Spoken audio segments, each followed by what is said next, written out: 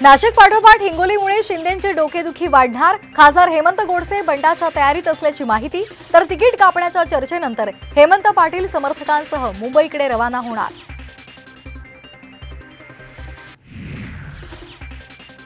बुलढाण्यामधून महायुतीकडून शिंदे गटाचे प्रतापराव जाधव तर शेतकरी नेते रविकांत तुपकर अपक्ष उमेदवारी अर्ज भरणार।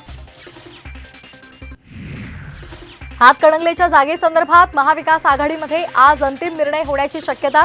राजू शेट्टी महाविकास आघाडीसोबत राहावेत यासाठी प्रयत्न। नाशिक आणि छत्रपती संभाजीनगरची जागा शिवसेनाच लढणार, शिरसाट यांचा दावा। तर नाशिकची जागा कुणालाही मिळो, आम्ही उमेदवाराचा प्रचार करणार, छगन भुजबळ यांचं वक्तव्य। नागपुरात भावना गवळी यांनी घेतली फडणवीसांची भेट। यवतमाळ वाशिमच्या जागेबाबत बंद दाराआड चर्चा झाल्याची माहिती।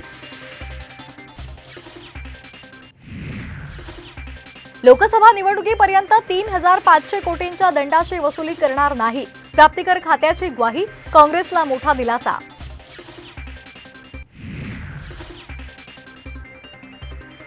पुण्यामध्ये मुलीवर कोयत्यानं हल्ला करण्याचा प्रयत्न, लोकांनी आरडाओरडा केल्यामुळे मुलगी बचावली।